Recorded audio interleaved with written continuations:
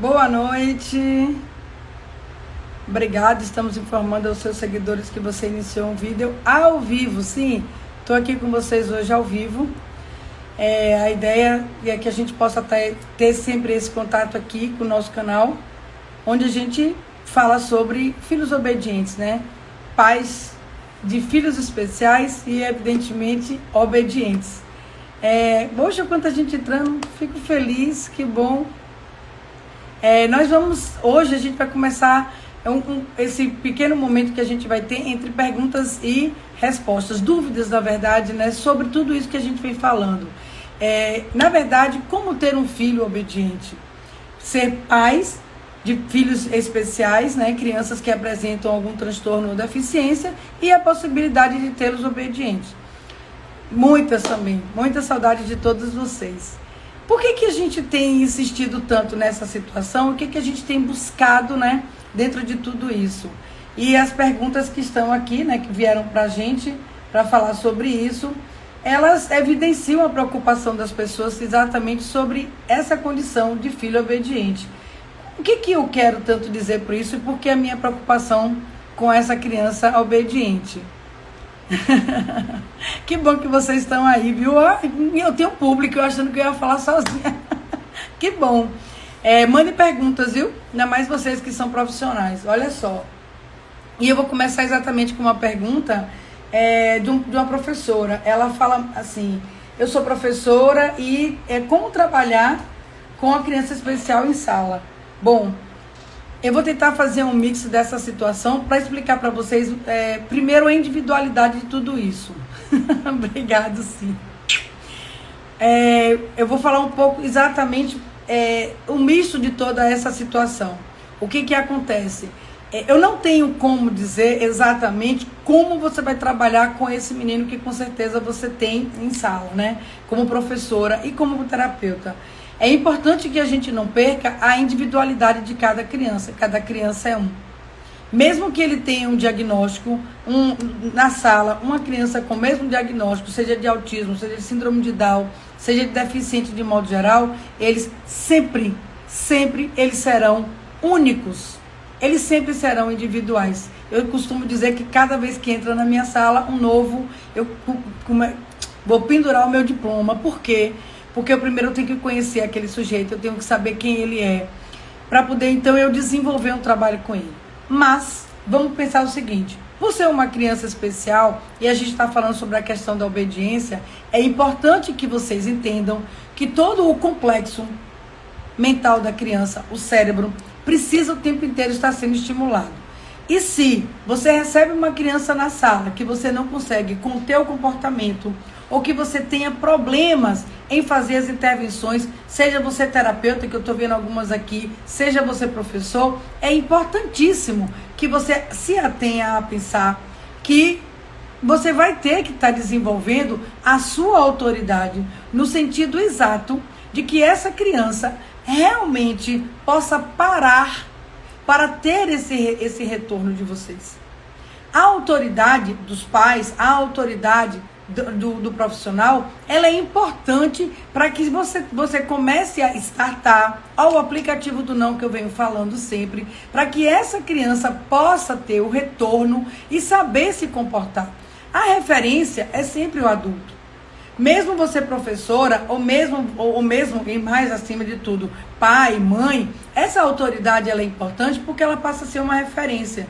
Então eu vou me lembrando de casos que vão acontecendo, como uma mãe que uma vez falou para mim que ela estava preocupada, que o filho dela já tinha quase 3 anos, que estava no grupo de 2 e que ele iria estar repetindo padrões de criança de 2 anos. Aí eu falei para ela: essa repetição ou essa referência que ele tem na escola, que é a referência do mundo social, ele vai levar para casa.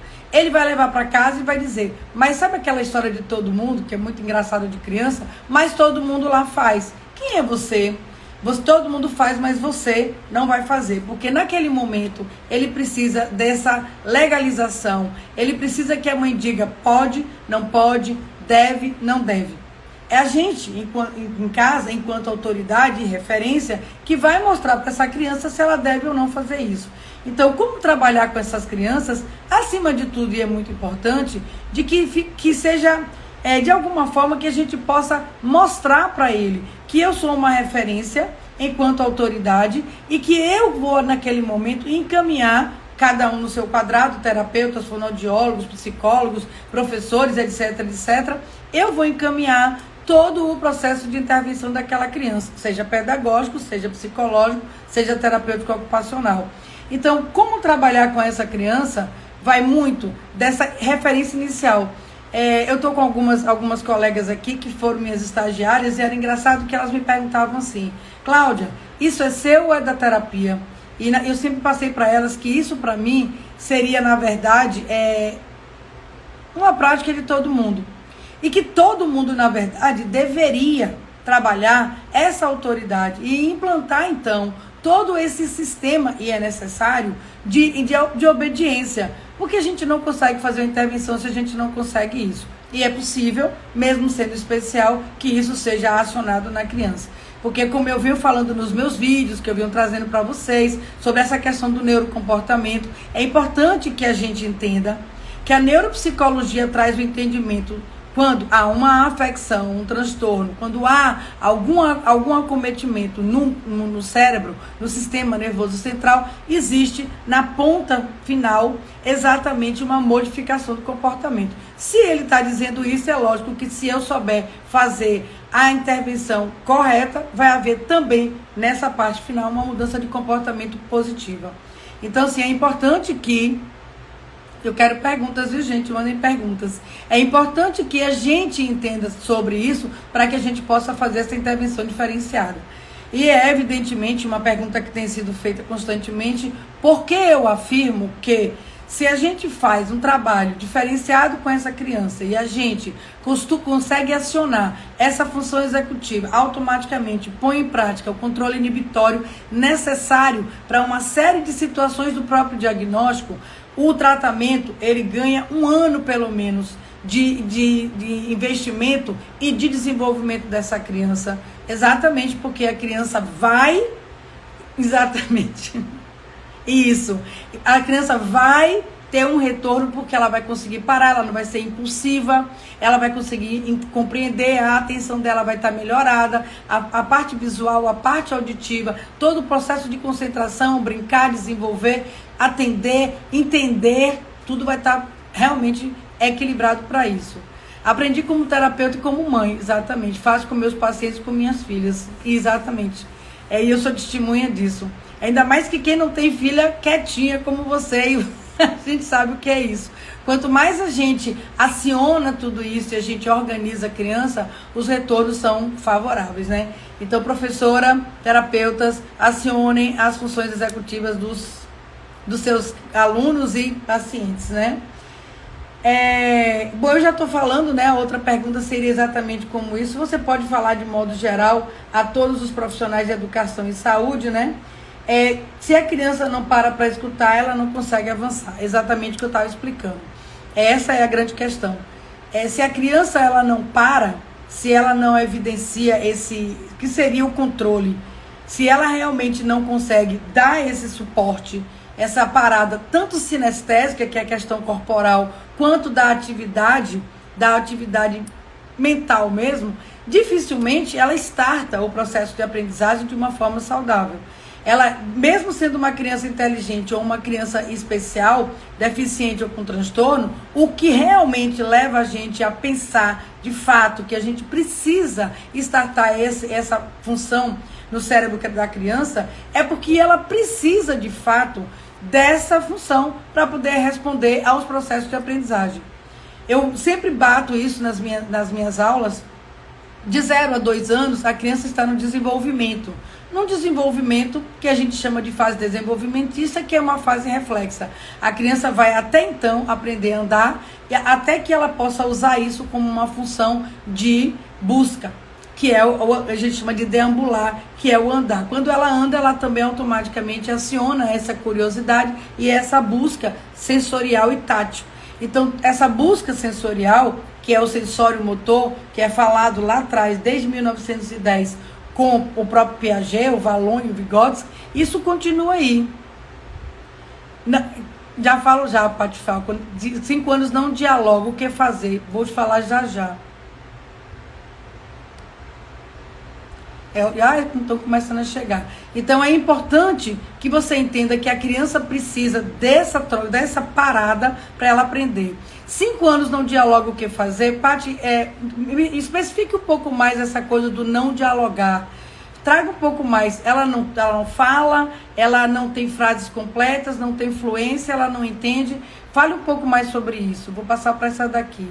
Percebemos como criança precisa de limite, o quanto mais alimentaremos os comportamentos, os limites, ele dá de certa forma te respeita e despertamos o afeto. Fantástico, Cíntia, é isso mesmo.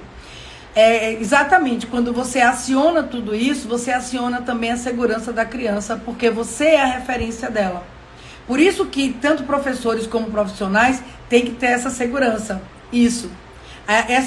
Esse estabelecimento, na verdade, do vínculo é importante por causa da confiança. Então, isso que Cíntia está falando aqui, que quanto mais a gente delimita ou aciona, na verdade, esse limite que as pessoas acham que é um absurdo, que é uma questão de subserviência, não tem nada a ver, é importante exatamente para isso constar como um comportamento da criança para o processo de aprendizagem dela. Então, isso é importante. Paty está trazendo aqui, ele fala tudo, ele pede tudo, sabe tudo, só que ele não conversa com a gente. Isso não é uma questão patológica, neurológica. Isso está me parecendo uma questão emocional. É importante que você busque tentar conversar com ele. Enquanto mãe, acredito que você seja mãe, você converse com ele, mostre para ele o quanto você conversa, o quanto vai falando, sem cobrança, vai conversando com ele, vai deixando ele às vezes situação, eu gosto muito dessa roupa, eu acho que essa roupa fica bonita pra gente passear, seria interessante que a gente vestisse ela, você quer vestir essa daqui ou essa? Qual você quer vestir? Você gostou dessa roupa? Eu fui pra escola hoje, como é que foi a escola? Nossa, eu adorava ir pra minha escolinha, eu fazia isso, o que você tem feito na escola? E você começar a aceitar as respostas como início de um diálogo. Em algum momento, ele pede, ele sabe tudo, ele não conversa, não necessariamente que ele não saiba que ele está respondendo, mas comece a conversar, que pode ser uma ausência de estímulo, para ele começar a desenvolver esse processo da fala, da forma que você está falando, que é o diálogo. Agora, com 5 anos, não queira que ele tenha grandes diálogos, não queira que ele faça grandes conjecturas ou mesmo subjetividades. Cuidado com esse tipo de situação, porque é uma criança que ele pode estar sondando de alguma forma esse ambiente para ele se expor, ou ele simplesmente acha que basta ele fazer isso e é suficiente. Veja em você também um pouco da sua referência, do seu comportamento com ele, se você permite que ele fale, se você termina não completando as coisas para ele. Veja um pouco do seu comportamento, que eu acho interessante. Fica no celular o dia todo, só que ele não conversa igual a gente. Olha, na verdade, essa coisa da tela, infelizmente, tem sido uma coisa assim que a gente tem chamado a atenção pelo processo de adoecimento. E, infelizmente, já existe, inclusive, um estudo para isso, e ele realmente meio que embota. E acredito que, diferente do que a gente imagina, as telas, elas não são exemplos de interatividade. Muito diferente do que as pessoas pensam, ela não tem nada de interatividade. Então a criança, ela recebe muitas coisas prontas e ela responde da maneira como ela responde. Se a gente, enquanto ser humano, a gente precisa de referência, nesse momento a referência dele é o celular. Então o celular não conversa com ele, o jogo não conversa com ele. O jogo informa e o jogo pede uma resposta. O que ele está precisando é sair desse mundo e começar essa interação, uma interação melhor com pessoas. Então precisa diminuir essa tela. Ele vai fazer 5 anos, você falar que ele passa o dia todo, isso na verdade não é uma coisa, de forma nenhuma, não é uma coisa interessante, muito pelo contrário, tem sido prejudicial e está mexendo muito na linguagem dele. Exatamente porque a interatividade não existe e existe uma coartação dessa linguagem, só de perguntas e respostas. Eu acho que eu espero que eu tenha te ajudado de alguma forma. Tente, né, de alguma forma, esse processo com ele. Podem mandar mais perguntas, podem fazer mais colocações para a gente colocar aqui. Que bom que vocês estão entrando. Sandrelli, um beijo. Solamita. Hoje eu não consegui ainda estar com o Ben, mas já estaremos juntos. Que bom que está todo mundo aqui. Stanislau, a gente fica muito feliz de vocês estarem aqui. Que bom, Paty. Que bom. Tente, né? E vamos tentar desenvolver essas questões em relação ao seu filho para ver se a gente pode modificar esse padrão. Mas não se preocupe, porque não seria nada patológico. É algo, infelizmente, que é uma influência e uma influência negativa das telas, né? A gente precisa ter um limite para tudo isso. Obrigada, Sulamita. Aqui tem uma outra pergunta, já que vocês não estão mandando pergunta. Sulamita, aproveite e mande pergunta. Aqui, a criança precisa obedecer a sequência de aprendizagem e tratamento? Eu bato sempre isso, entendeu? Apesar da gente ter hoje a neurociência aí como referência pra gente, há mais ou menos 20 anos que ela entrou nas vidas da gente, trazendo referências a respeito do entendimento do cérebro, e isso voltado para a ponta final, que é o comportamento. Opa, vou falar assim, Nani. Falo sim, já. Eu só vou terminar isso aqui e emendo com isso aí. Desde a época de Piaget, que ele fala sobre a necessidade de passarmos fase a fase da criança. Então, ele começa a partir dos 3 anos falando sobre a fase sensório-motora da criança, e ele fala da necessidade da gente perceber o respeito de cada fase. Então, assim, a criança precisa de cada fase. Então eu vou pegar aqui essa de Nani, que me pediu para falar sobre a influência das telas em idades diferentes.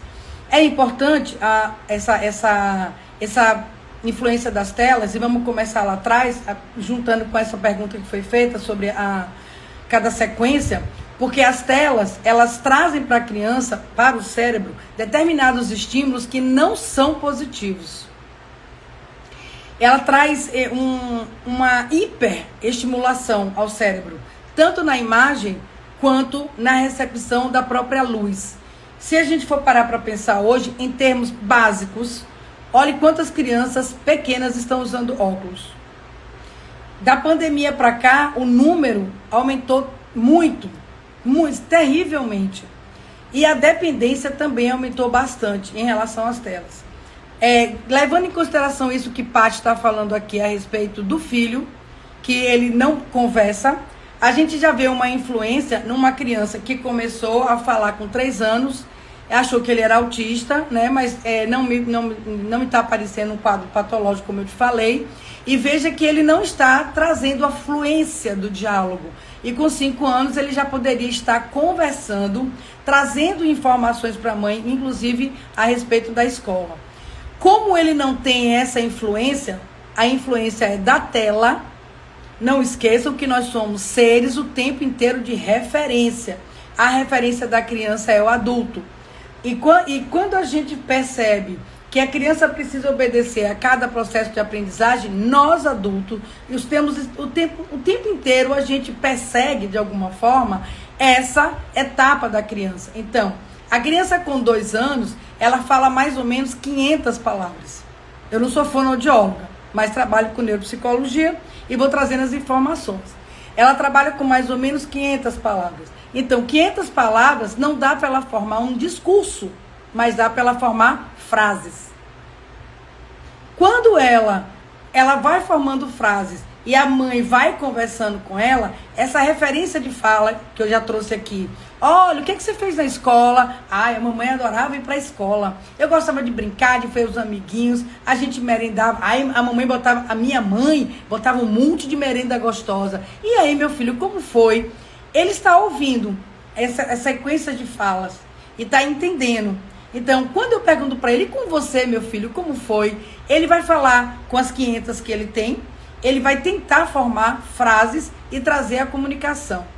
Quando ele não tem essa referência, quando ele não tem essa troca com a mãe, e ele só tem a tela dá informações básicas para ele.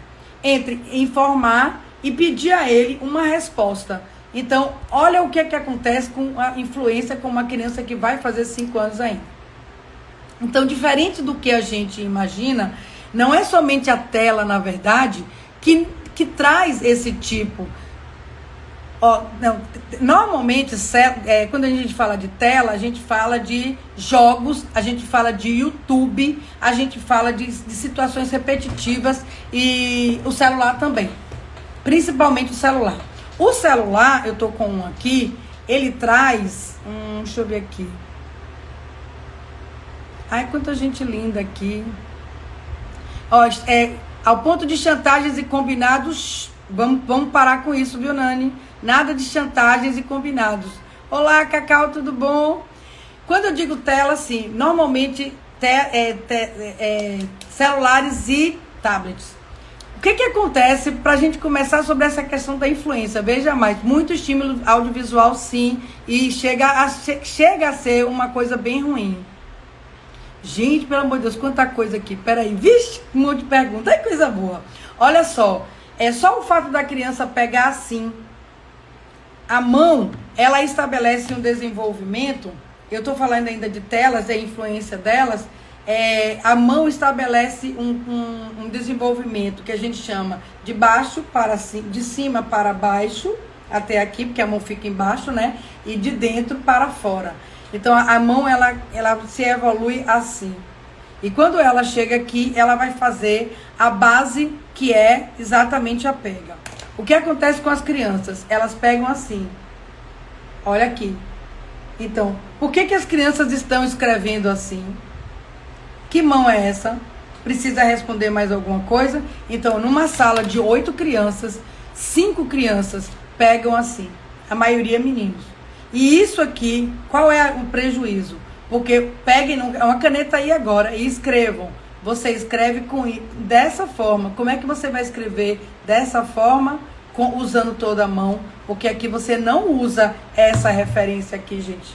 Você usa essa. Entendeu? Então, prejuízos como esse levam a criança para uma série de situações comportamentais.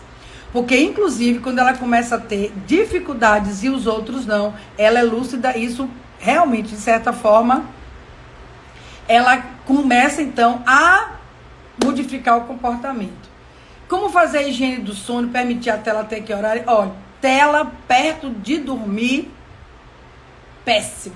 Porque os estímulos, eu não sei se vocês assistem dorama, mas eu assisto dorama, tem sempre lá um avisozinho, na Netflix aparece muito em todos os filmes, exatamente a referência de que existem estímulos sonoros e visuais potentes. Então, vejam, na verdade, se vale a pena você assistir. Tem uns avisos interessantes na Netflix. E isso porque excitar. Existe um nível de excitação muito grande no cérebro. O que acontece aqui, gente, é descarga elétrica o tempo inteiro. Então, o celular, ainda mais com as visões, o tempo inteiro, essa repetição é bastante complicada. Então, você termina excitando o cérebro. Evidentemente que, para dormir, o sono fica ou agitado, ou você não consegue dormir no momento certo, porque você agita o cérebro. Você pode não agitar o corpo, mas você agita a mente e isso não faz você dormir.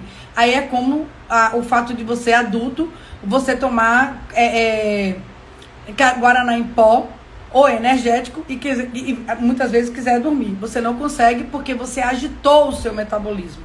Então existem formas diferenciadas de você agitar. Você está muito preocupado, você está muito ansioso e não consegue dormir. É isso que a tela faz com a criança. Então, por que você não pode usar a tela tão tarde? Porque você vai prejudicar o sono da criança. Aí a gente vai de novo para o efeito dominó. Você deixa isso acontecer, de manhã a criança não acorda bem, ela não vai produzir bem, ela fica irritada e aí gera uma série de situações. Saudade, Flavinha. O que fazer para tirar a dependência da tela de uma criança de 8 anos? Vamos voltar lá para quando a gente fala sobre a autoridade. Quem decide isso, Luiz Martins, na verdade somos nós. Eu falava há pouco, eu falei na minha palestra lá dos adolescentes, de que mãe pode ser chata, mãe pode encher o saco, eu tenho vontade de matar a minha mãe porque eu perdi a minha festa, mas a gente é que sabe o que é bom para os nossos filhos. A gente, enquanto terapeuta, né, eu também sou mãe, a gente, enquanto terapeuta, a gente ajuda vocês, orienta no que é bom. Mas quem tem que decidir isso são vocês. Sendo que os prejuízos vocês têm que arcar. Então, como é que você vai diminuindo? Primeiro, você vai estabelecer a rotina, você vai colocar horário de ter a tela. Se você me perguntar se eu sou contra a tela, eu não sou contra a tela, eu estou na frente de uma, utilizando para falar com vocês. Então, eu não sou contra a tela. Mas eu acho que tudo tem que ter um limite. Então, tem que ter uma hora de usar e a hora de parar. Então, de noite não é interessante, quando acorda não é interessante, antes de fazer deveres não é interessante, ao final dos deveres da tarde é interessante, pode ser. Lá para umas 5 horas, quando termina de usar. Dia sim, dia não é interessante, só os finais de semana é interessante, mas todos os dias, sem hora e à noite, é desgastante e não é bom para a criança. Exatamente. 3 horas, e 3 horas antes é exatamente o que eu falo. Se você usa 4, 5 horas da tarde, evidentemente, 5 a 6, a 7, a 8, você tem 4 horas sem tela. Então já deu para você baixar todo esse nível de excitação e fazer com que a criança, permita que a criança durma mais tranquila. Não, péssimo. Ficar dormindo vendo YouTube, péssimo, Paty. Não é legal. Porque você, é um nível de informação muito grande. Deixa eu explicar uma coisa para vocês. Como é que a gente aprende? O cérebro, ele aprende exatamente, e o dormir faz parte desse processo. O que acontece? Você ouve a informação, você... nada. Você ouve a informação, você processa essa informação, você cria dúvidas, você precisa de um tempo. Inclusive a terapia, ela favorece isso exatamente porque ela deixa de um dia para o outro o estímulo sem acontecer para que ele seja evidenciado pelo cérebro. Então você passa de um dia para o outro, você dorme, o cérebro divertidamente traz isso muito bem, passa por todo um processo de limpeza, de organização, coloca as coisas no lugar, no outro dia você retoma, você repete mais uma vez, porque você vai para a escola, tira dúvida e você fecha o ciclo. Então, você ouviu, você teve dúvida com o exercício, você perguntou, você corrigiu, você foi para casa, tem um interregno porque você fez o dever, criou a dúvida, você dorme, ótimo, muito bem pela leitura, até que você possa concluir. Imagine o que é você ficar assistindo o YouTube o tempo inteiro, só recebendo informação sem processar nada, cérebro estressado. Cérebro estressado. Entendeu? Muita loucura, cérebro estressado. Ó, muito bem. E aqui, né, Sulamita, você sabe que bem adora ler, né? Eu acho interessante porque aí sim, é um processo mais lento, ele é gradual, ele apresenta também mudanças, porque ele traz a história hoje, amanhã traz uma outra, mexe com interpretação, fantástico. Será que pode ser celular que tem deixado ele nervoso? Sim. Sim. Na verdade, olha só. O que está acontecendo com ele é que ele está ficando com um processo de abstinência. Olha só. Já está gerando nele um processo de abstinência. E isso é perigoso. Bastante perigoso. Porque você precisa começar a tirar isso com urgência para que isso não gere lá na frente um processo de transtorno mental nele. Então, você já está me dizendo vários processos. E para isso você tem que ter a tua autoridade. Você vai ter que passar por isso, vai ter que passar um tempo mudando essa situação, porque você é autoridade na vida dele, você tem que mostrar para ele que não é não, que isso é prejudicial, tirar porque é bom, aceitar que ele diga, eu não gosto de você, você é ruim, eu não quero mais saber de você, e debelando isso até que você tire completamente. E ó, você vai reduzir, que seria uma redução de danos em relação a isso. Vai tentar negociar nesse momento essa redução, mas vai ter que diminuir porque já está virando prejuízo.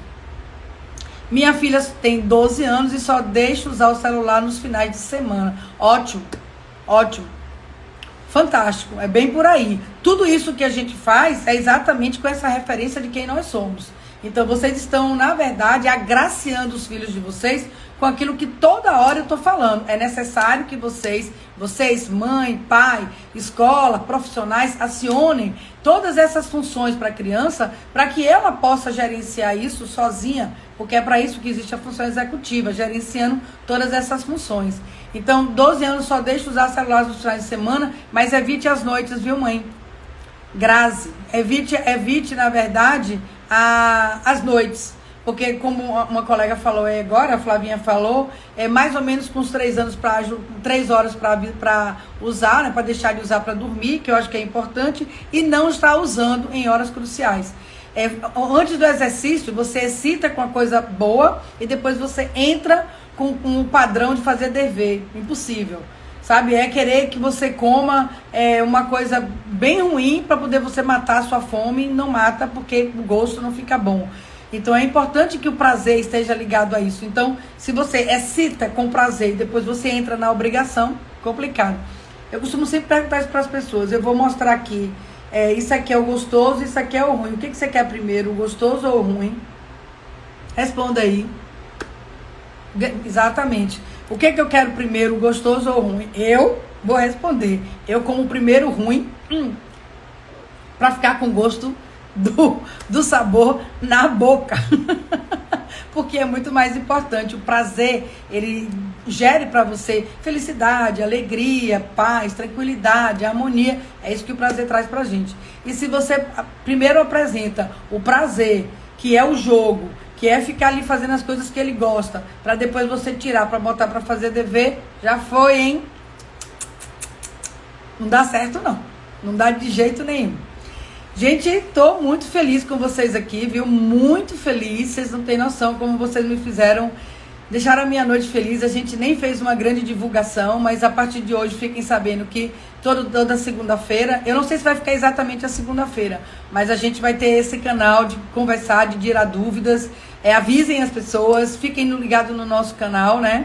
Tem aí o nosso Insta, vai ser sempre pelo Insta, que a gente vai estar aqui, ó. A minha fã número 1 entrou. Amo, Andréa. Que coisa boa, gente. Fico tão feliz de ver vocês aqui. A Andréa passou muito por essas questões, né? Que a gente fala muito dessa necessidade de estabelecermos esse padrão de autoridade. Importante que não estou falando de autoritarismo. É muito importante que tudo isso que vocês estejam fazendo seja exatamente com essa função da autoridade empregada. Entendeu? Muito bom. Obrigada, Andréa, você tá aqui, sempre você, né? A gente, como eu tô falando, não fizemos uma divulgação muito grande de hoje, né? Mas vai ser uma coisa... Obrigada, Luiz. Top da Galáxia é ótimo.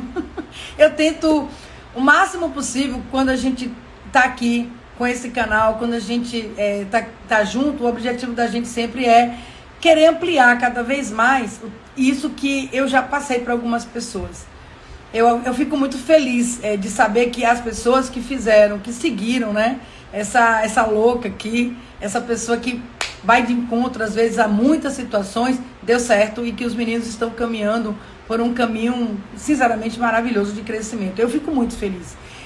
Eles não vão dar mais trabalho na vida, não existe isso. Filho que não dá trabalho não tem nem graça, gente. Pelo amor de Deus, menino parado. Essa semana eu estava dizendo que eu vou fazer... Eu vou fazer uma campanha, gente. Quem não quiser ter filho, não tenha filho, compra um bebê reborn e fica com ele, que ele não cresce. Ele vai, a vida inteira ele vai ficar sentadinho. Ele não vai dar trabalho. Então, quem não quiser ter filho, tem todo o meu apoio. Compra um bebê reborn que faz muito efeito, viu? Gente, muito obrigada. Obrigada, gente. Muito obrigada. Eu fico muito feliz com isso. E vamos divulgar esse momento da gente aqui. Já gostei de ficar aqui ao vivo com vocês. Estou super feliz. Olha que maravilha. Deixa eu ver se tem mais alguma pergunta aqui. Deixa eu ver aqui. Nesse canal a ideia é da gente fazer orientação à família.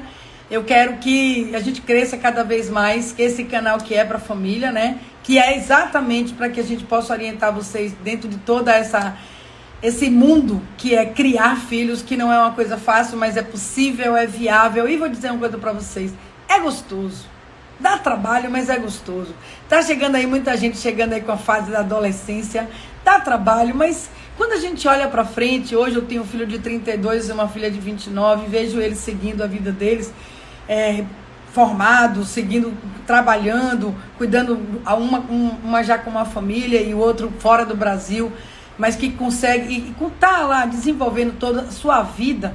Isso me dá uma tranquilidade muito grande. Eu cumpri o meu dever. E deu trabalho. Mas hoje eu sinto falta. Eu sinto falta do trabalho que dá. Eu sinto falta de dizer, menino, tu sossega aí. Vai começar? Vai começar? A gente sente falta. Eu achava que não. Eu achava que ia ser, vai passar. Mas a gente sente falta de dar umas bronquinhas. A gente sente falta do nosso dia a dia com os filhos pequenos, viu? A gente sente. Mas façam valer a pena tudo isso. E vamos fazer a campanha. Quem não quiser ter filho, compra um bebê reborn que vai ser uma maravilha. Mas quem quiser... pois é, não é, Nani? Dá trabalho, mas é bom, gente. É gostoso. Afinal de contas, eles são a continuidade de tantas coisas que a gente tem na vida, né? A gente vê neles a continuidade dos nossos sonhos. É bom demais. É bom demais. Muita gente que eu tô aqui, eu conheço até as crias. Eu adoro, gente. Sempre que vocês quiserem, eu tô aqui pra vocês. Vou fechar a live. Pra semana eu tô aqui de novo. Ficou com gosto de quero mais, gente? Bom, pra semana eu tô aqui, Riva. Não falte. Na segunda-feira eu vou tentar vir. Eu vou tentar botar um óculos escuro se for o caso e vou tentar aqui com vocês, tá certo? Porque eu vou fazer uma cirurgia, mas eu tô de volta pra gente conversar. Beijo pra todo mundo. Eu amei que vocês estejam aqui. E durante todas as semanas agora eu vou estar ao vivo pra estar conversando com vocês. Com certeza. Beijos e mandem perguntas. Venham, entrem com um bocado de dúvida. Tragam situações, tragam mais pessoas. Que a gente vai estar aqui durante agora de preferência até o final do ano, viu? Beijo, gente. Muito bom ver vocês. Tchau.